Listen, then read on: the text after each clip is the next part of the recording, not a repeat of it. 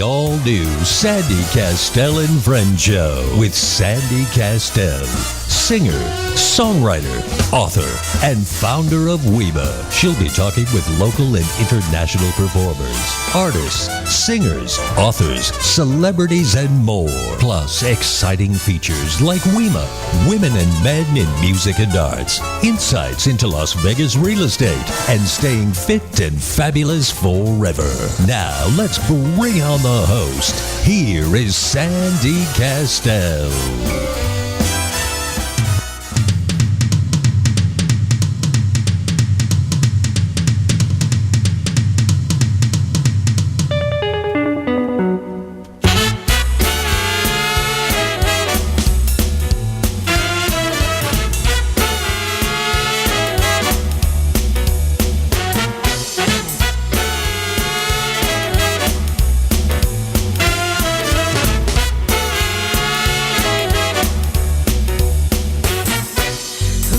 Whispering in the trees, it's two sailors and they're on leave.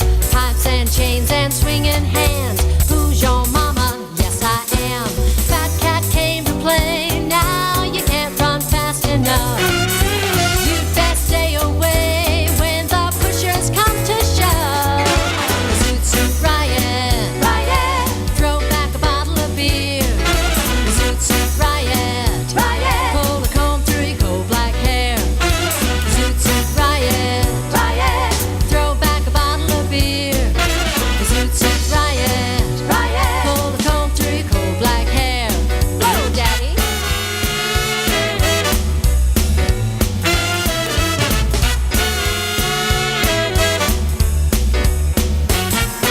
A whipped up jitterbug and brown-eyed man, a stray cat frontin' up an eight-piece band. Cut me a Sammy and you'll understand. In my veins, hot music ran. You got me in a sway and I want to swing you down. Now you women know where your men will come for love. Zoot suit riot, riot. Throw back a bottle of beer. Zoot suit riot, riot. Pull a comb through your coal black hair. You're in a zoot suit riot. You're in a zoot suit riot. You're in a zoot suit riot.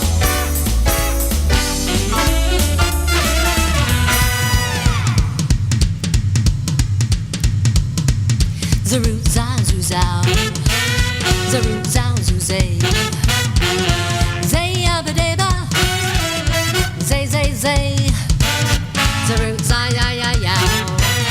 Zaroot zow zoo zay. Zazzle zay zazzle. Zay zay zay. Oh, you got me in a sway and I want to swing you down. Now you women know where your men will come for love. Zoot suit riot, riot. Throw back a bottle of beer. Zoot suit riot, riot. Pull a comb through your coal black hair. Zoot suit riot, riot. Throw back a bottle of beer. Zoot suit riot, riot. Pull a comb through your coal black hair. You're in a zoot suit riot. You're in a zoot suit riot. You're in a zoot suit riot.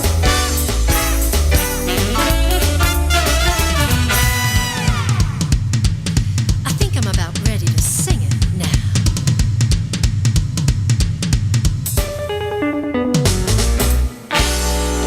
Woo! Zoot Suit Riot. That's right. You know, we have a fabulous show today. We've got Tori Halfin. Hi, Tori. How are you? Great. How are you, Sandy? I'm great. Thank you. And she is the creatix of the Tribal Massive and the Massive Spectacular. Yes. I know. And I interviewed you, about 2 years ago? Yeah, 2013. Yeah. I know. And I went over to, was it, Boulder Station at the Railhead. And you were putting on a big production show. And you guys take over the backstage dance studio for about, 2 weeks? Yes. In productions. And tell us a little bit about what you do. So many, many, many years ago, I had You can't be that old. You're very young. I had twisted my ankle really badly. Uh-huh. And my dear friend, for about a year and a half, begged me to go with her to her belly dance class. Mm-hmm. She was like, it's so fun. We'll go have tea afterwards, make an afternoon of it. And I said, no, it's not my thing. It's not my thing. Finally, she dragged me to the class, and I totally fell in love with it. So I started going 4 times a week and just absolutely fell in love with it. And I got to a certain point in my dance where I couldn't get past an intermediate level. So I started traveling to other cities to study with instructors that I really liked. And I realized that Las Vegas is the entertainment capital of the United States. Still.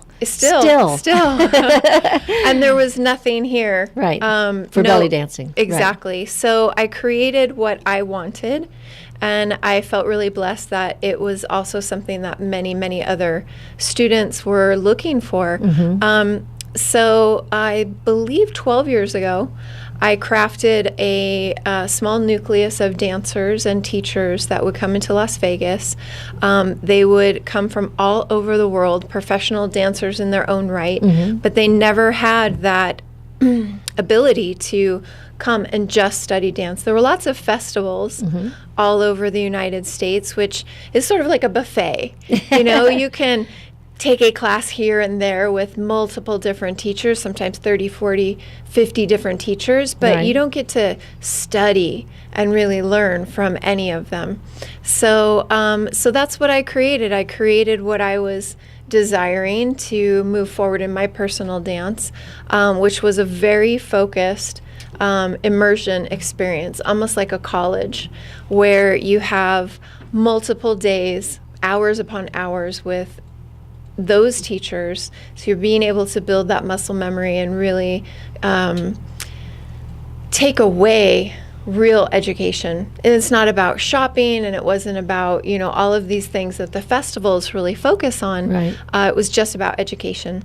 And is this just once a year? Yes. It is, right? But throughout the year, there are different classes going on in In different town, locations. there's many Right. fabulous belly dancers in town, but the style that they do is more of that traditional Oriental cabaret, what you might have seen in the movies from the golden age of, the Middle Eastern dancing. In the 30s. Exactly. I saw a lot of those. But the first time I was ever really exposed to it, outside of watching films when I was a little girl, was going to San Francisco. Yes. And a friend took me to this belly dancing. It was to a restaurant, but then they had a belly dancer there. And what she did, what I learned there, and I'm sure there's many aspects of belly dancing that Yes. we're not aware of, but what I learned there was about one of the traditional aspects of belly dancing was not just dancing, it was about the birthing process also, right? Yes. Yes, and there was an honorary or honorable aspect to it that was born out of something else than just getting up there and dancing. Exactly. Yeah. There's a lot of history about Yeah. it. And, there's not a solid general consensus because there aren't a lot of historical records from, dating back that far. But the general idea is that, the harems were very closely guarded. Men were not allowed into the harems. Right. That was just for the women. And not only do women always want to entertain ourselves, but the things that they would do, maybe if the harem had 1,000 women in there, they were from all over that area that king or sultan had conquered. So all of those women are bringing in their cultural dances from their villages and their tribes and teaching everybody dance moves. And so the form sort of cultivated over the Silk Road. And one of the theories is that it was a way, because there's so much abdominal control involved, that it was one of the ways women could prepare for childbirth and have an easy labor. So see, childbirth, believe it or not, and also the things that they do with the belly and rolling the undulations. quarters and things like that. It takes a lot of control. But they also said that it's not as important to have a flat belly or to have those abs so tight because in a woman's body we have an extra layer of fat, right? That's to keep us warm. right? Or something like that. But we do. We have an extra layer of fat. And so I noticed that here were these women doing this process and doing these beautiful dances that had this history. And it was really lovely. I liked it a lot. Yeah. Yes. And Traditionally, it's not, although you do get very fit, yes. you still have a very feminine, shapely form. It's not like a bodybuilding type of Right. sport where you're looking for that hardness. You want the softness too, like you mentioned. I think men like that too. Anyway, they like women to be women. Exactly. So, and also when you come in, now I take my dance classes over at Backstage Dance Yeah. Studio, and I've been a little remiss lately because I've been so busy with other things that I haven't been to Angelo's class a lot. Sorry, Angelo, but I'll be back to stay fit and fabulous forever. Anyway, that's jazz dance that I do. Yes, I know Angelo. He's Yes, so fabulous. he's wonderful. And but once a year, you guys come in and you just take over the place. And what happens is, we see all these wonderful, beautiful, glorious, feminine outfits. I mean, there's beads and there's bangles and there's these. Yes, they're called zills. Zills, They're yeah. the The little Middle Eastern symbols? equivalent of Are those the the symbol things? Yeah, zills. Mm-hmm. Okay, and then they also have what else? Well, in dance Scarves. class, Scarves. Yes. in dance class, a lot of the girls will wear a hip scarf, so Yes. that visually, when they're looking in the mirror, they can, not only have a visual reference of how their hips are moving, but also there's a nice sound that accompanies it. That's sort of encouraging Because when all you're the scarves practicing. have some kind of little bangles. little coins or Baubles, bangles, bright shiny beads, right? exactly. And so you have all of this real femininity and this not flowery, but scarves and different, and there's so much movement in the arms, and that's a lot of it. The arms are Yes. used too. It's not just, it's a different, It's not just the belly. just a different kind of style than what we do when we do jazz or modern, Right. or tap dance. It's different. Even the term belly dance is a complete misnomer. Yes, the abdominal muscles are used a lot, but it's not like someone's just standing there using their abdominal muscles. course.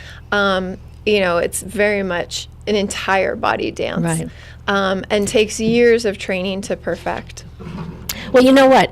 That's Tori Halfin, and we're talking a little bit about what's going to be coming up, the Massive Spectacular. Yes. Right? And that's going to be coming Thursday, up soon. March 3rd Thursday, at the March 3rd. Railhead inside Yes. Boulder Station. Yes. And right now, and she's hosting the show with me tonight, and right now we have a guest on the on the phone here. That's Benny Marcella. Hi, how are you? Did I pronounce that correctly, Benny? Ben Marcella, that's fine. Oh, Ben Marcella. Okay. All right. Well, I forgot the little Italian accent there. So, so you're a recording artist, and Charles Waller just has produced you, right? Produced some of your materials. At this time, that's correct. Okay. And it's a little. Do we have a little distortion on our what we're getting here? Is it okay? So tell us a little bit about your songs that you're putting out right now. The songs that we're going to be putting out, it's an album going to be called Magic Nights, produced by Charles Waller, arranged by Joseph Joubert. It's going to be a spectacular album. Charles Waller produced for O.C. Smith, George Benson, all the greats. I mean, he's a great guy. He discovered me singing in a nightclub, and the rest is history. I mean, I can't thank him enough. It's just an honor. I can't wait to do this wonderful project. So what nightclub are you singing in, Benny? Ben? It was a place called Johnny's Cafe in Margate, New Jersey. Uh-huh. And to tell the story real fast, he was sitting in the audience eating dinner, and I was singing, and he came over to me and he says, you have a great voice. He said, are you really singing them songs? A lot of people think that I emulate Sinatra, which I don't. I just kind of... I have his phrasing. I mean, I loved him as a child, and I love the way he told the story of the song. And he just, anyway, to make a long story short, he liked my voice, and we just hit it off, and that's where we're at right now. So it's going to be a wonderful, wonderful thing, and I just can't wait to do it. So I understand. So I understand that you're doing some songs that are in that you're doing some standards, right? We're going to do some standards, and we're going to do some originals too. Oh, good. Yeah. Magic Nights is one of the songs Okay. that Charles is writing. It's beautiful. It's absolutely, you're going to love it. I mean, I'm saying this in a humble fashion. I just can't wait to do it, to sing to the people, because I love to make the people happy. That's what it's all about. It's not about the singer. It's about the audience, you know? Well, so Ben, how long have you been in Jersey? How long have I been in Jersey? Yeah. Almost all my life. Originally from South Philadelphia. Uh-huh. Moved over to Jersey. I was going to say, I recognize that accent, you know. Yeah, you can't miss it. I'm sorry. No, don't be sorry. I love it. So when you're singing, do you also have that kind of an accent, or does it kind of? I transform into a different. When you hear me singing, the way I talk, you look at me like, "Is that really him?" Like, yeah, I got to be honest with you. It's people say it. My own brother says it to me all the time. From what I talk, it's like I go through like this. I don't know. I turn into a different person. You turn into a crooner, right? I love to sing. I love to croon. I love to sing all the standards. Tony Bennett, Bobby Darin, Paul Anka, Jerry Vale, Sammy Davis Jr. You know, all the beautiful songs from the American Songbook. Gershwin, Porter, everything. You name it. I just love to sing it. It's in my heart. Well, that's great. Now you said that you had a couple different producers on this, or? Yes, we have. Joe Bear's going to be the arranger. Joseph Joe Bear. Charles Warlick's going to be the producer. Peter Corelli is the special projects coordinator. Bruce Alley is the executive producer. It's just, I got a great team that You got a great team, yeah.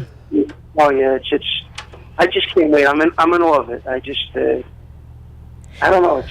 All right. So tell us a little bit about how it is different from performing when you're live versus going into the studio and recording, because it's a different animal.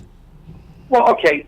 If I had to say it simply, like when you do it live, you're just doing it. You know, you sing it according to the way you feel.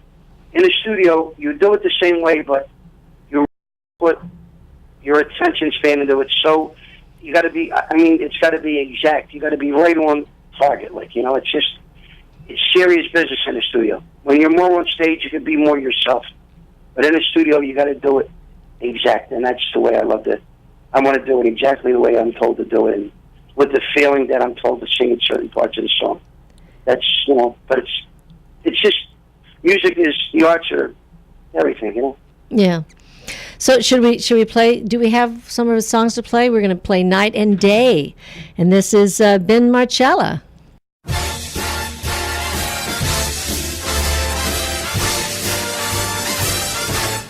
Night and day, you are the one. Only you, neither moon or under the sun. Whether near to me or far, it's no matter, darling, where you are. I think of you day and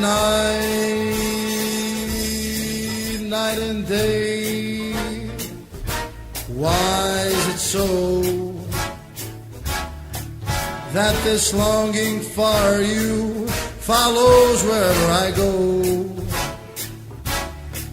In the roaring traffic's boom, in the silence of my lonely room, I think of you day and night and day. Under the hide of me, there's an old, such a hungry burning inside of me, and its torment won't be through till you let me spend my life making love to you day and night and day.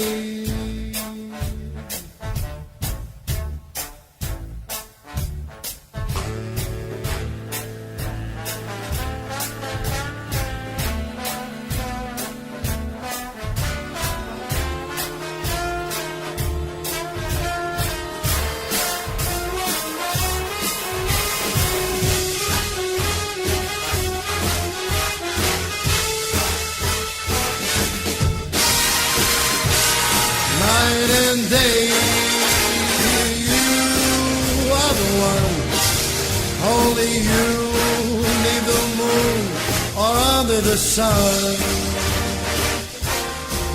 Whether near to me or far, it's no matter, darling, where you are.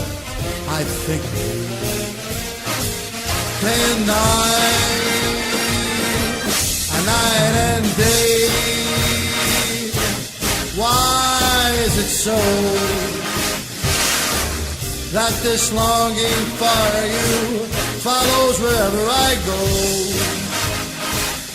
In the roaring traffic's boom, in the silence of my lonely room, I think of you day and night and day. Under the hide of me,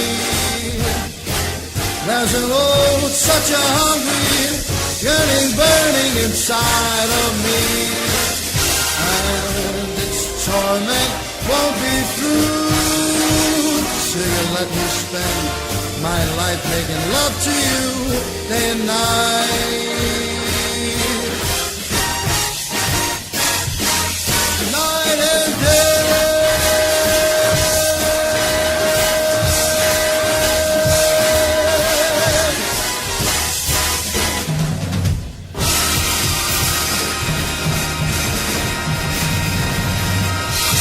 Ben, Marcella, I understand. I was mispronouncing your name, right, Ben? No, that's perfect. Well, Lawrence was very kind enough to correct me on that, and I always want to make sure that we're saying the name correctly. And of course, John Stiles is there over with the camera there. Hi, John. How you doing? Yeah, John's going to be posting your video up on our site also, along with this video when you rewatch the show. Later on. Okay, Benny? So Ben, my co-host here would like, Tori Halfin is her name. She is a belly dancer and an instructor of belly dancing, and they have a wonderful extravaganza going on this week. And she has a couple questions for you. Sure. Hi, how you doing? How are you? Good. First of all, I love Night and Day. That's one of my all-time favorite songs, so I was jamming out over here. You did it beautifully.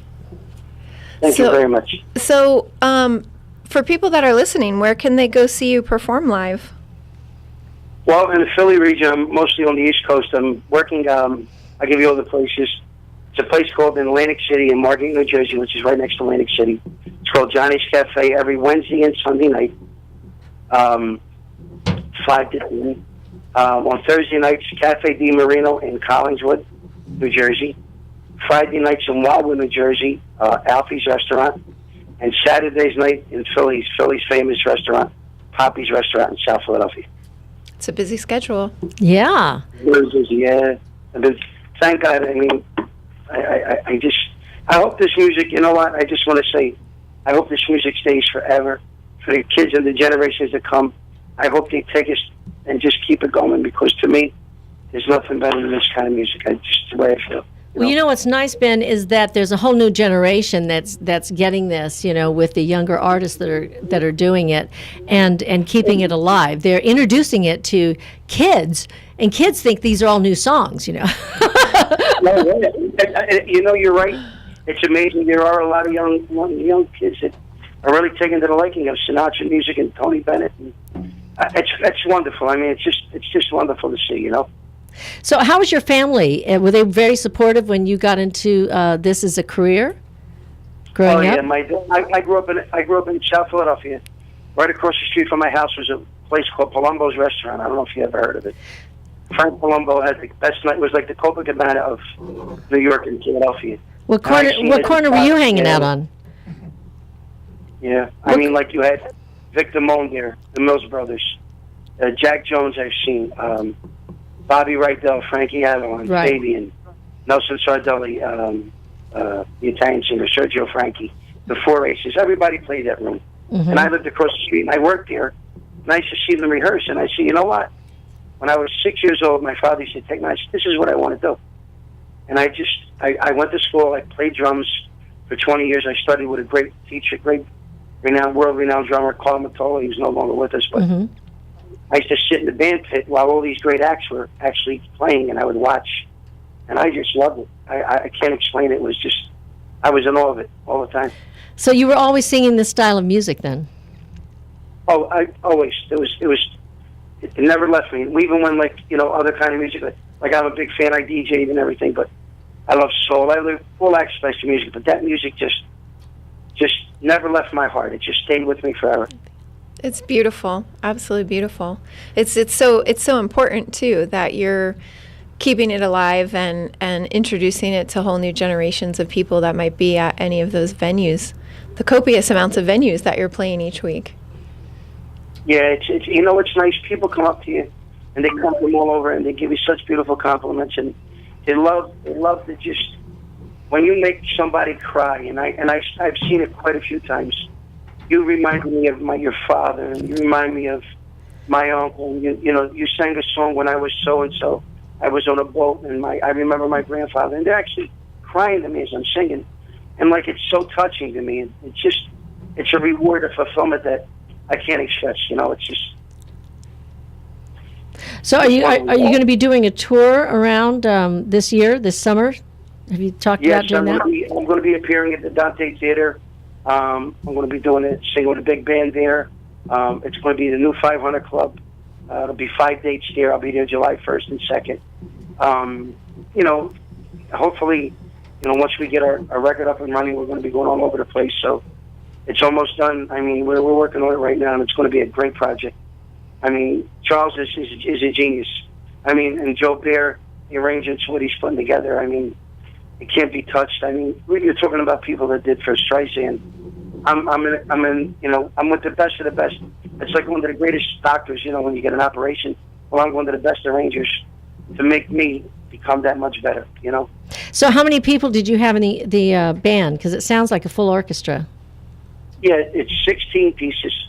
Wow. And they're very, very good. Very good. And where was it recorded? Oh, you mean the band that you just heard? Yeah. That actually was a track, believe it or not. A track? Yep, that track was recorded. I recorded that. Oh my God, it's got to be at least 14 years ago, and it's a pocket song track that I used that when I sing it. That was a track, that one. Yeah. Really? Wow. So, yeah. But now, when you went in the studio to do these new songs, you didn't use tracks. You used band, right? Oh, no. This is all full orchestra. 30, 40 pieces right. With, yeah. Okay. This is the real deal. That's just the demos. When I would send out demos back then, like, you know, when I would go, you know, produce myself, and just, there were things that I handed out so people could hear me. Because you got to. Yeah. You have to promote the musicians, of course, too, because here you are going into the studios with all these great people, these great musicians, these great producers. Yeah, you got to have a big orchestra. And what is the studio that you recorded this at? With the studio that I did that, it was Red Dog Studio in Chestnut Hill. Mm-hmm. But the studio that we're going to be doing the album with Charles Wallace is going to be at Avatar. What was the name of the first one? Avatar Studios in Manhattan. Oh, in Manhattan. But what was the other one? Redwood? You mean Red Dog Studios? Red Dog. Red Dog Studios. Many years ago. That was in Philadelphia, Chestnut Hill, Philadelphia. Oh, okay. You know, there was a Red Dog in Nashville also. Right. Something like that. That's right. Yeah. Yes. Yeah. You're right. Yeah, because I recorded some stuff there, some demos there. And then Avatar Studios, the one you're going to do in Manhattan? Yes, that's where we're going to be doing all the albums. We're working on it right now, yes. Okay. And then is that also going to be a big orchestra, 30 to 40-piece orchestra? Oh, absolutely. I've heard some of the pre-production, post-production stuff, and I've been practicing with it, and we've been in the studio with it. It's phenomenal. Can I come while you're recording so I could just watch? It would be my honor to have you there. I was very fortunate in Nashville, too. I got to work with the 30-piece orchestra. And you know, there's just I mean, I love playing with the big band too, with a 16-piece big band with my dad here in town. I love that. And then, but when you can have strings and you have this 40-piece orchestra. When I was at the Miss America pageant, we had a 40-piece orchestra in Atlantic City. And there's just something about that. I mean, when the timpani rolls and they've got harps and they've got strings and cellos and it's just amazing. And we have I got a chance to see a show over the Showstoppers over at the Wynn Hotel the other night, and they had a huge orchestra over there. I haven't seen that show yet. Oh, you have to go see it. It's all Broadway stuff. Nice. It's great. It's great. It's right up my alley. Anyway, so I don't want to get carried away, Ben. But so Ben, what kind of advice would you give to a young student starting out in this business, as a singer or musician? My greatest advice I could give anybody, like I played sports, and I'll apply it to my singing. You can accomplish anything you want if you love it enough and you have the tools and the potential to go to do it. I encourage every child to do whatever they can, whether it's playing an instrument, to sing, to arrange, whatever it may be. I think you can do whatever you want if you have the tools to go with it. And a lot of people, some don't have it, they have to develop it. That's fine also. Just go at it. If you love it, I know you can accomplish it. And that's what I would encourage every child to do, to take it and not be afraid of it, and just encourage him to do better and better. And whatever I could do, help him along the way, just make things better for him. And I love to bring out the best in people, and that's what I would say to a child. That's great advice. And do you do a lot of mentoring, Ben? A lot of times, yeah. Yeah. All the time. I always tell I go into school, sometimes I do little sessions and I go and sing for them and all, and I tell them, like I see the potential in some of these young children. It's phenomenal. The talent that's out there I'm in awe of it. I just can't believe, years ago, it was great talent, don't get me wrong. But today there's so much that they're more aware and they're more intact with it. You know what I mean? It's so available to them today. Some don't take advantage of it. I know people that are so good that they won't do it. And there's talent out there that don't even get a chance to be heard, that are better than some of the greats that have been on records. I mean, I've seen people that I'm sure you've seen people you weren't seen, and you were like, why aren't these people famous? I say that to myself many times. Well, you have to have perseverance, and you have to be willing to go out there and work hard to get it. A lot of kids, I think, because of all the availability of everything online and Googling and Twittering and tweeting and phones we have stuck to our ears all day long, and we get caught up in this stuff, and then people have this misconception that you can just get on Facebook and all of a sudden become a star because whatever. And it takes work. And even the people that look like overnight successes have been at it for a long time, and I'm sure you've been doing this, for a long time. And now you've got, but what is it they say about successful people? They have to be ready when the opportunity knocks, right? Mm-hmm. Listen, like you said, the distractions of today with technology doesn't give them the focus that they should have. But you know what? Like I said, it makes things at their fingertips, which is good. I'll just give you one good aspect of a phone. Say if I'm working and I needed a track, and I go right to YouTube, right, and I put up a song, and it gives it to me, and I sing it right then and there. There you go. If I get a request and I don't have it, I just, Yeah. So the opportunities are there to do, and it just depends on how you use those tools. Like you said, you can accomplish anything you want if you have the tools to go with it. I like that. What's your website, Ben? My website is benmarcella@yahoo.com. What? That's my email. I'm sorry. www.benmarcella.com, is that it? Yeah, benmarcella@yahoo.com is my email. I'm sorry. Okay. I don't have a website as of yet. I'm working on that. Oh, okay. But you can catch me on YouTube at Benny Marcella, and you'll see all my stuff. We're working on building it right now as we speak. Okay, don't forget Facebook, very important, and Instagram. I understand Instagram is really important too. So, and obviously YouTube, because you put all your stuff up, people can watch you. So go check out Ben Marcella, everybody, and his great tunes, his great standards, and also stay tuned. Now, when is your new album going to be coming out? Hopefully, we'll have it by the midsummer, September. It should be done. Okay, midsummer. All right. Yes. And I just want to say one thing. Okay. I'd like to thank Mr. Tom Mazzetta Yes. for this opportunity, and to everybody, once again, to Charles Wallach, to Joseph Jovier, yourself, your staff, everybody there. It's an honor, and I just can't wait, to one day, just see you in the front row, and I could sing to you, make you laugh, make you cry, and make you feel special, and whatever I could do for my singing to touch your heart. I want to be there. Yes, I'd love to do that. And thank you again. You're right. Tom Mazzetta is great, and I appreciate him putting us all together. And give us a shout out again in a few months after you get your album out there and about, and let us know where you're going to be performing. And I know you gave us a few dates in July. And then after that, and when the album comes out, let me know, and we'll get you back on the show, okay, to talk about the release of your songs, okay, and your new album. I would be honored. Okay, great. Well, thank you so much, Ben, and have a wonderful day. And keep singing your heart out, because we love it. Yeah, I will. Thank you so much. God bless. Okay, bye. And then we're going to play another one of his songs later on in the program. Yeah, the Balladeer. That was Ben Marcella. That was so He was wonderful. fabulous. Isn't he great? Oh my gosh. Yeah. Such passion. I know. Seems like a really good guy. I know. Just down to earth, right? Yeah. Mentoring kids Yeah. and singing because it brings him and other people joy. Yeah. It's beautiful. Why don't we play the Balladeer right now, and then we'll be right back after a message from our sponsors after we hear this lovely song, The Balladeer, by Ben Marcella.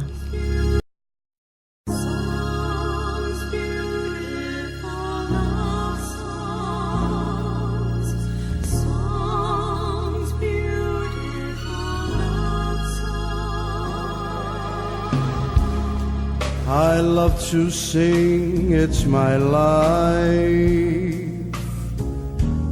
I made it my career. You request the songs and I sing them. I'm a balladeer. I sing daddy's little girl at weddings. I make their fathers cry. It's like singing to a baby a pretty lullaby.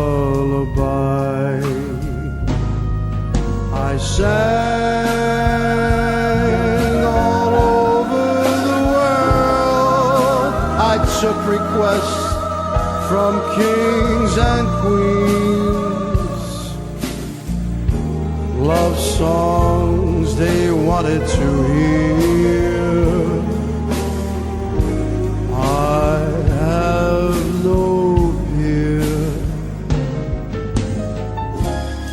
I'm the best at what I do,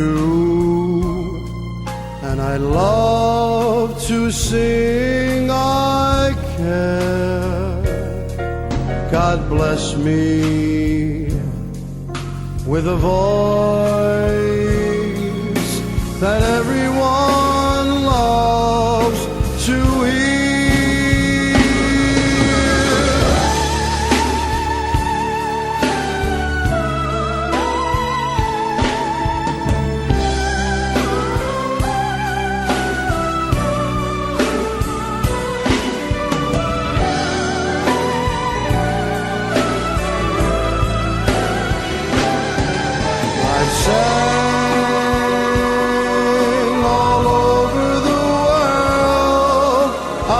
Requests from kings and queens, love songs they wanted to hear. I have no peer. I'm the best at what I do, and I love to sing. I care. God bless me with a voice that everyone loves to hear. I'm a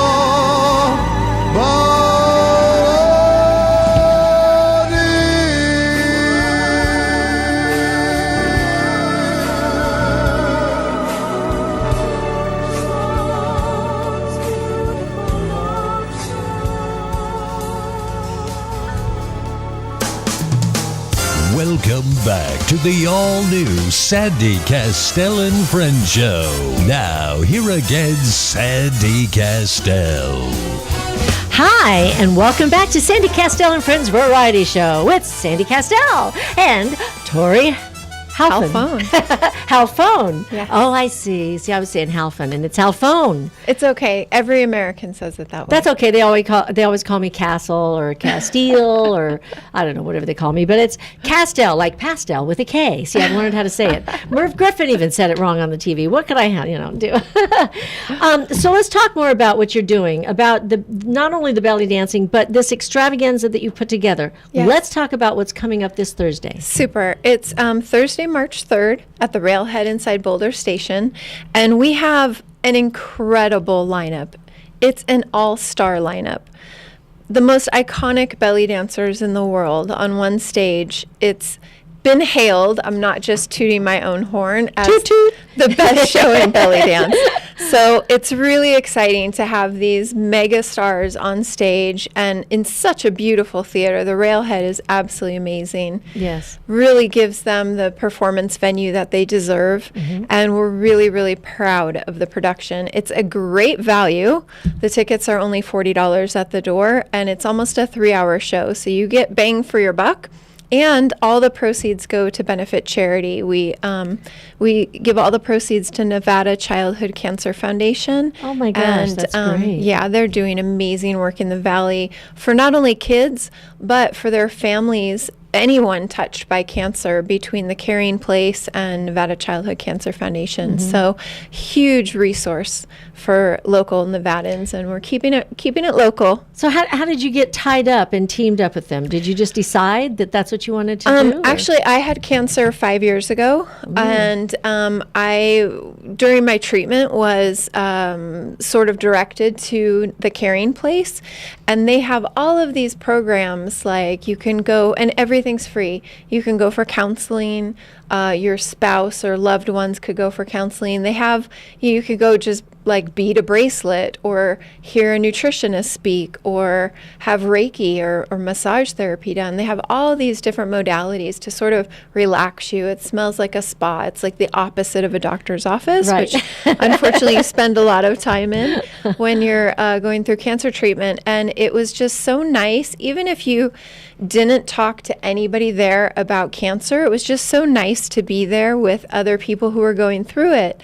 And I just fell in love with their programming, and it was so refreshing and revitalizing for me to go there. And in May, I'll be 5 years cancer-free, so I'm very excited about that. Yay. But, yeah. Yay. So I like to give back. You know, they give so much free to the community, Right. and do so much for children, and anyone going through a tough time, I think, really can go there. You know, I've noticed a lot of friends of mine that have had cancer in the last, probably 10 to 20 years, that a lot of them are, even if they're going through the traditional forms of chemo and radiation, they're also incorporating the healthy eating habits. They're like changing their diet completely, going to either pure vegan or almost, and leaning towards that, getting rid of red meats, getting rid of the fried foods, obviously, getting rid of alcohol totally. And obviously this is a lesson for all of us, because we all will go through life and we say, oh, I'm just having a little here, I'm just having a little there. But they have found some correlations or whatever. Absolutely. And what is happening is this sounds more like a wellness center Yes. mentality. Yes. Because it's trying to keep you well and give you a healthy, positive environment within to live and to spend your days, even though you're also still having to do the treatments, which Right. can sometimes be very daunting. Yes, and even if the programs that they're offering are focused more on the person with cancer. The whole family really is benefiting from that healthy lifestyle that they're promoting there. I changed my entire life when I got sick. I went vegan. My husband went vegan in support of me. He's fallen off the wagon a little bit. He's more vegetarian now, but definitely very supportive of me continuing a very healthy diet to make sure that I don't get sick again. So I really felt that was valuable to go hand in hand with what the doctors were doing. So how does keeping your dance routines going help, with your mentality as you're going through this also? That's a great question. I think any type of dance, not just belly dance, makes you feel very happy, especially if you have a teacher like Angelo. Oh, yes. The happiest person on the planet. He always smiles. I have never seen him without a smile on his face. I just adore him. Even if I see him for like 30 seconds, it brightens my day. He lifts everybody. Yes. Yeah. Boundless energy. So when you're in an environment where you're connecting with other humans, not just the superficial connections we have on Facebook, but really moving and connecting with other people and hearing music, and all of that is so uplifting, and you feel you did something good for yourself. So any type of dance form I recommend to you, whether you're sick or healthy, just as a mood elevator. And so it's important for us to partner with Nevada Childhood Cancer Foundation and the Caring Place, So tell us, you do have these boutique-sized classes. It says held in proper dance studios with full-length mirrors. You have iconic master-level instructors, new and exciting new class topics that could hone a dancer to their best, and one-on-one attention from each and every instructor. Yes. And this is a 2-week program. Yes. And it's an intense 2-week program. Yes. I see you guys coming in the morning, you take a lunch, you come back, you're at it again for hours. Yeah, 8 hours a day. So they must go away. It says a total of 85 hours of training. So if somebody wants to sign up for this, whether they're a professional, it says an advanced pro, an intermediate, advanced, plus. There's 3 tracks of classes. Okay. Over the years, we've grown slowly and we've added new tracks. So now we have 3 tracks running simultaneously during the first week. So we try to work very hard to keep the classes properly leveled. So we have our beginner is already an intermediate to advanced level dancer. Because they've been doing it just like with Angelo. Exactly. We're beginning a beginning class, but he watches the level of all of us, right? Exactly. And then we have a different level for advanced to professional dancers, and then a very, very small, hardcore. Yes, a very small dance class of just 18 students. We are very serious about limiting the amount of dancers so those teachers can give each person individual attention and correction to help them be their best. So you've already been doing this class right now, or is it coming? No, it's starting on coming. Saturday, this coming Saturday, the Okay. 27th. Okay. And so those classes are already sold out. Okay. In the second week, we're doing an all levels class, and the teacher is from Texas, and she has a master's degree in dance, and she's doing a history of belly dance, a week-long program, the history of belly dance, and so she's taking different eras and different genres from the very folkloric, tribal, community dances that were performed in very casual, earthy settings in times long past, all the way through the 20th century. And so she's going to be using different choreographies and audiovisual materials to show the students so that she can lead them through this journey of dance. It's going to be fantastic. There are a couple spaces left for that program. Okay, so how can they find out about this? The website is www.thetribalmassive.com. That's for the workshops. Okay. And for the shows, which we now have 2 of, we have the Massive Spectacular on Thursday, March 3rd at the Railhead inside Boulder Station. And again, tickets are available at the door. But the show was so popular, we had to make an additional night. So we now have an additional evening of performances at the Plaza Hotel on Monday, February 29th. That show starts at 6 p.m. and it's about a 2-hour show. The tickets are just $30. It's all ages. Everyone is welcome. Very family friendly, and amazing performances. 27 performers from 16 different countries. Jeez, that's amazing. It's really fabulous too, Yeah. because the girls have their own cultural influences that they bring into their dance, whether they're from Brazil or Croatia or Italy or South America. They're all bringing this flavor, this essence from their local cultural dance styles into belly dance. It's really fascinating. That's great. And we have some extra tickets here. So if you want an extra ticket, you better get in touch with me right now. How are you going to get in touch with me? You're going to check me out on Facebook. You're going to call me 702-348-5707. That's 702-348-5707. Call me now for your tickets. We have a few tickets here, so the first callers, get them. Okay. Also, what advice would you give to someone just interested in getting into belly dancing? It is such fun.